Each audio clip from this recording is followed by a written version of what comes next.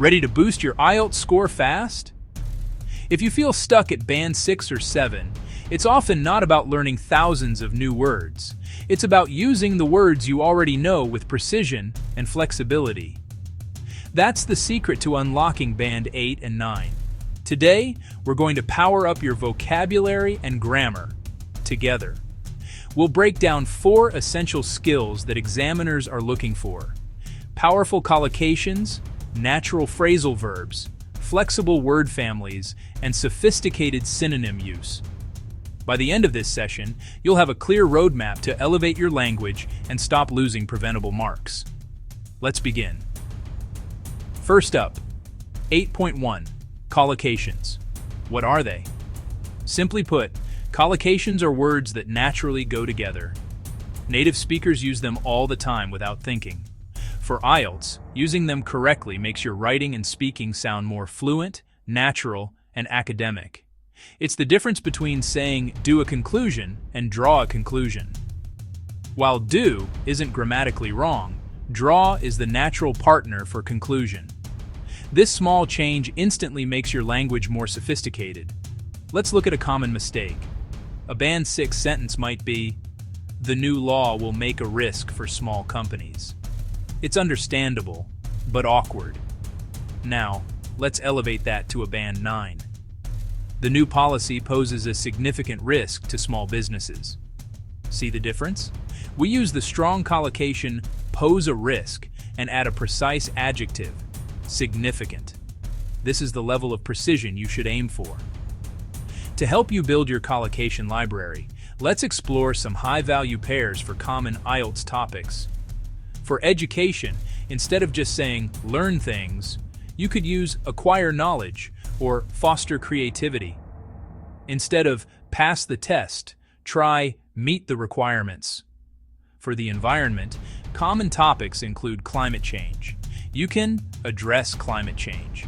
You might talk about a pristine environment or the risk of irreversible damage. When discussing technology, you can mention emerging technology. A new invention might have a profound impact on society or raise privacy concerns. And for health, you can discuss how governments promote public health, the importance of a balanced diet, or the dangers of a sedentary lifestyle. Now let's test your knowledge with a quick quiz. I'll show you 3 sentences with a choice of 2 words. Choose the correct collocation. Number 1, we must make urgent action to protect endangered species. The correct answer is take action. Number 2, the study aims to find as draw a correlation between income and happiness. Here, we draw a correlation. And number 3, the government should give, play, a vital role in funding the arts. The correct collocation is play a role. How did you do? Mastering these word partnerships is a direct path to a higher score in both writing and speaking. Moving on to section 8.2, phrasal verbs. These are essential for the speaking and listening tests. While you should be cautious using them in formal writing task 2 essays, they are perfect for adding fluency and naturalness to your speech. A phrasal verb is a verb combined with a preposition or adverb like figure out, bring up, or come across. The key is to use them correctly, paying attention to their meaning, register, and grammar, specifically where to place the object. Let's take figure out, which means to understand or solve something. You could say, I need to figure out how to solve this problem. Or if the object is a pronoun like it must go in the middle. I need to figure it out. Let's look at a few more in the context of short dialogues. Imagine the examiner asks you about a topic you haven't thought about.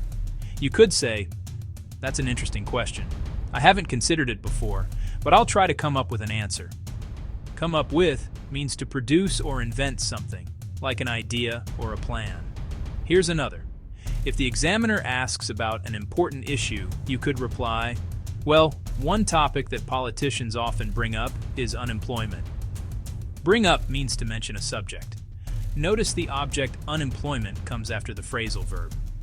But if you use it, you'd say, they often bring it up. Let's try a listening style check. I'll say a sentence, and you tell me what it means. While researching my essay, I came across a fascinating study that backs up my main argument. What does that mean? It means I found a study by chance, came across, that supports my opinion, backs up. Using phrasal verbs like these shows the examiner you have a flexible and wide-ranging vocabulary, which is crucial for Band 7 and above in speaking. Now for 8.3, word formation.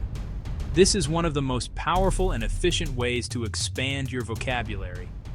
Instead of learning 4 completely different words, you learn one root word and its family, the noun, verb, adjective, and adverb forms. This skill is vital for grammatical accuracy. If you use a noun where an adjective is needed, you'll lose marks, no matter how good your ideas are. Let's build a few word families on screen. Take the root analyze. The verb is analyze. The noun for the process or result is analysis. The adjective to describe something is analytical. And the adverb describing how an action is done is analytically. So you could say, we need to analyze the data. Our analysis shows a clear trend. An analytical approach is required. She examined the results analytically. 4 words from one root. Let's do another. Verb, improve. Noun, improvement. Adjective, improving, for a situation that is getting better, or improved, for one that has already gotten better. For example, the city has seen a significant improvement in air quality. Or, take the verb rely. The noun is reliance. The adjective is reliable, and the adverb is reliably. Our reliance on fossil fuels is a problem. We need reliable sources of energy. The system works reliably. Now, let's put this into practice. I'll give you a sentence with a word in brackets. Change the word to the correct form to fit the sentence. Number 1, a detail of the economic data is necessary. The word is analyze. We need a noun here, so the answer is analysis. Number 2, the new teaching methods have been highly concurrent. The word is benefit. We need an adjective to describe the methods, so the answer is beneficial. Highly beneficial is also a great collocation. And number 3, the government must act to solve the housing crisis. The word is decision. We need an adverb to describe the verb act, so the answer is decisively. Mastering word formation gives you incredible flexibility and precision. Finally, let's tackle 8.4, synonyms and grammar. One of the biggest mistakes students make is repeating the same word over and over. For example, using the word important 5 times in one essay. To score high in lexical resource, you need to show variety. But it's not just about swapping one word for another. The best students swap the word and change the grammatical structure. This is the essence of effective paraphrasing. Let's take the word important. Synonyms include crucial, vital, essential, significant. Now let's see how we can use these with different sentence patterns. A simple sentence is, education is important. That's okay, but it's basic. We can use a synonym and a more complex structure. It is crucial that governments invest in education. Here we've used an it is plus adjective plus that clause, which is a much more academic and sophisticated structure. We can also turn the adjective into a noun phrase. For example, investment in education is of vital importance. Or we can use a different noun form entirely, a technique called nominalization. The vitality of the education sector is key to a nation's success. Look at that range. We went from education is important to 4 different high-level variations. This demonstrates grammatical range and resourcefulness, hitting key marking criteria for both writing and speaking. This technique also helps create cohesion as you link ideas without repeating yourself. So, let's do a quick recap of our 4 power-up strategies. First, master collocations, natural word partners like pose a risk, to make your language sound more fluent and academic. Second, use common phrasal verbs like figure out and bring up to sound more natural in your speaking test. Third, build word families, noun, verb, adjective, adverb to maximize your vocabulary and ensure grammatical accuracy. And fourth, avoid repetition by using synonyms combined with varied grammatical structures, turning simple sentences into complex, impressive ones. Knowledge is only powerful when you apply it. So here is your simple action plan. Today, write just one paragraph for a Writing Task 2 topic. Try to include at least one collocation, one new word form, and one example of sophisticated paraphrasing. Then, grab your phone and record yourself speaking for 60 seconds about a familiar topic, like your hometown or your job. Try to use one or two phrasal verbs naturally. The final step is crucial. Get feedback. Share your paragraph or recording with a teacher, a study partner, or a native speaker.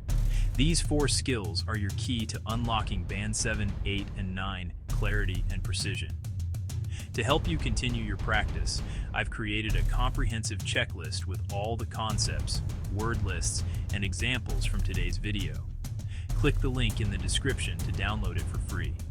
Start applying these techniques today, and you will see a real difference in your IELTS score. You've got this.